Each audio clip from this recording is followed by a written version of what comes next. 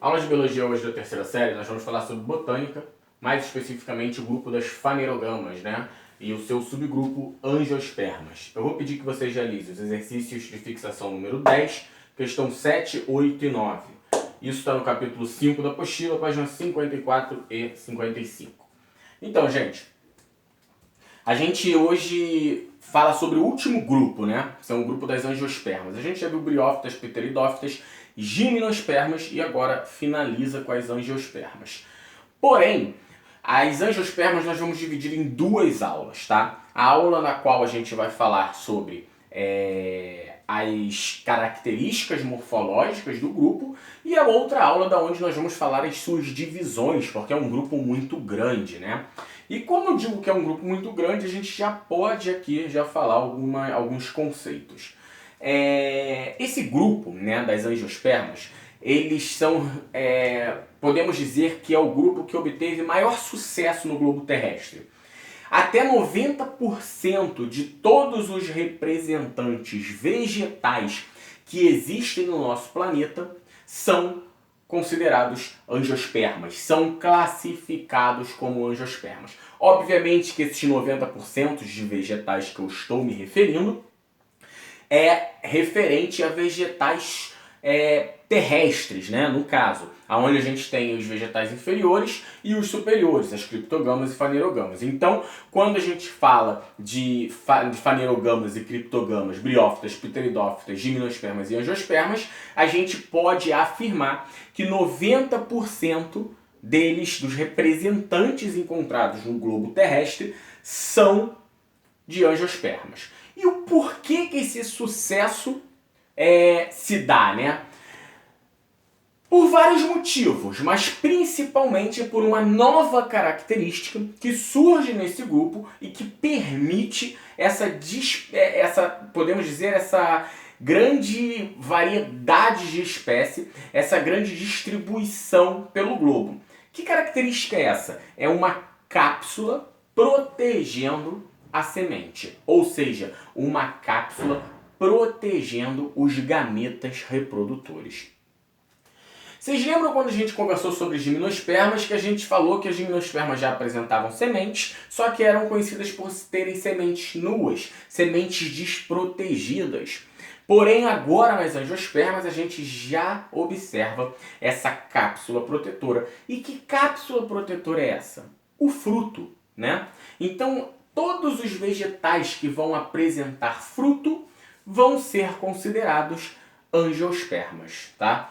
Porém, para ter fruto também surge uma nova estrutura, que no caso são as flores, que são as flores que vão dar origem aos frutos.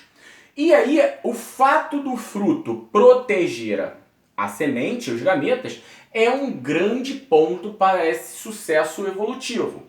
Mas a presença da flor também tem a sua importância devido à dispersão, né, de pólen, a dispersão, a sua reprodução, no auxílio à sua reprodução.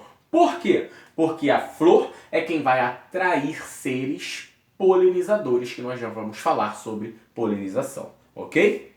Então vamos lá. Então, dentre todas essas características que já falamos, ainda temos aquelas que nós já temos em todos os outros grupos, obviamente, que é a raiz, caule, folha, agora flor e fruto também.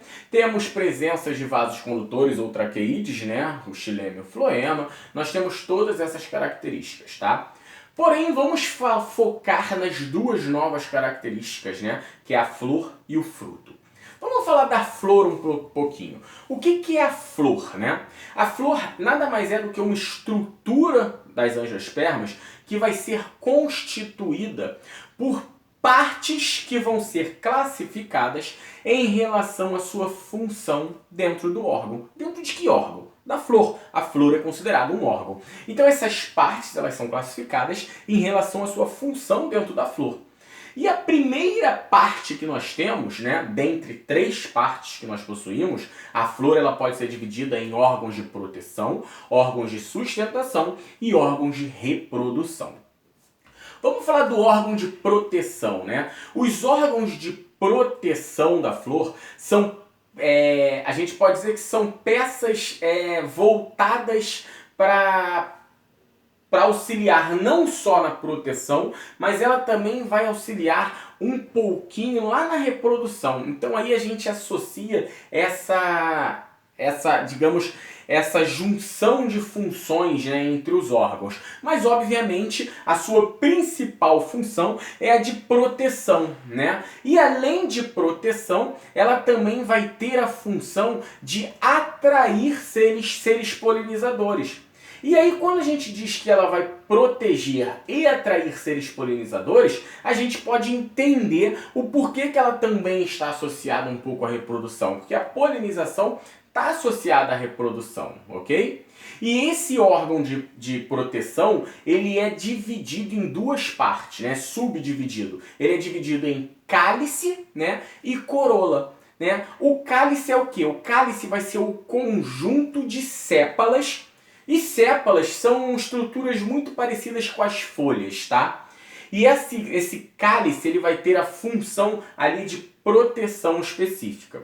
A segunda parte desse órgão de proteção é a corola, né? Que é um conjunto de pétalas. O cálice é o conjunto de sépalas, a corola é o conjunto de pétalas, pétalas florais. E aí a gente já tem a flor de fato, né? São aquelas pétalas com cor mais vistosas, mais coloridas e mais perfumadas, que é justamente o que vai ajudar na atração desses seres polinizadores, tanto a coloração como esse aroma, esse perfume exalado pelas flores, ok? Depois nós temos os órgãos de suporte. Os órgãos de suporte são responsáveis, obviamente, por sustentar a flor e por formar o pendúculo, né? O pendúculo, ele é uma haste, né? O pendúculo, de fato, é o que vai dar o suporte, né? Ele é uma haste, né, que vai ligar a flor ao ramo da planta. Então eu tenho a flor e eu tenho esse pendúnculo que vai ligar essa flor nesse galinho da planta, nesse ramo da planta. E aí, além do pendúnculo, eu também vou ter o receptáculo. O receptáculo nada mais é do que uma região dilatada do pendúnculo, que é onde vai estar o quê? Inserida as peças florais. Então eu tenho ali o pendúnculo, né, que é onde vai ligar a flor, né, de fato, na haste da planta.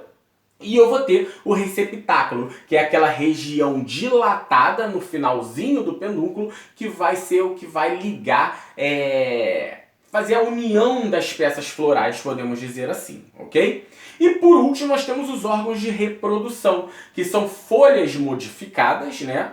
Que vão apresentar gametas, que são estruturas reprodutoras, e vão ter os órgãos reprodutores masculinos e femininos. E aí tem mais dois nomes novos para vocês, novos não que vocês já ouviram, né, mas novos esse ano, que são o androceu e o gineceu. Que o androceu é o órgão reprodutor masculino da flor e o gineceu é o órgão reprodutor feminino da flor, ok? Galera, em relação a tudo isso, já fica aqui o pedido da atividade do evolutivo número 4 relacionado ao capítulo 5. Eu quero que vocês, se vocês olharem só na apostila, vocês conseguem fazer, gente. Eu quero que vocês descrevam para mim todas as características morfológicas do grupo das angiospermas e detalhe para mim o seu ciclo reprodutor ou ciclo de vida, ok? Vamos continuar.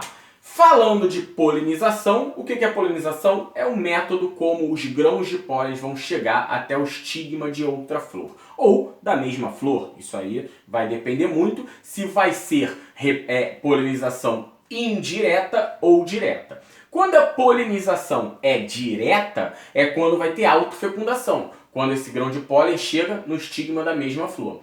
Quando a polinização é indireta, é quando não vamos ter autofecundação. E aí, quando a gente não tem autofecundação, nós dependemos dos seres, dos fatores polinizantes. Pode ser o vento, animais como insetos ou até mesmo mamíferos como o morcego. Ok? Atraída por quem? Pelos órgãos de proteção da flor, que tem lá aqueles perfumes, aquela coloração. Beleza?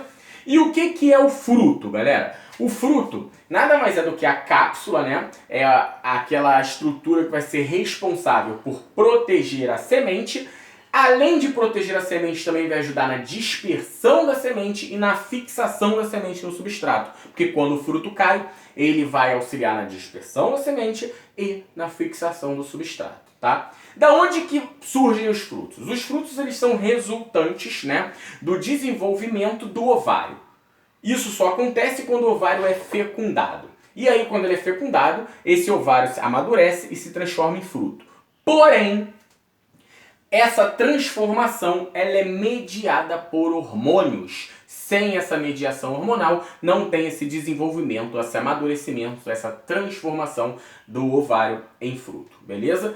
Em raros casos pode acontecer da gente ter a formação de fruto sem a fecundação, tá? É o que a gente chama de frutos estéreis, no caso. Ok, galera? Então, lembrando, a transformação da flor em fruto é através do ovário, né, que é a flor, em fruto é através de hormônios, beleza? Muito obrigado, até a próxima, galera.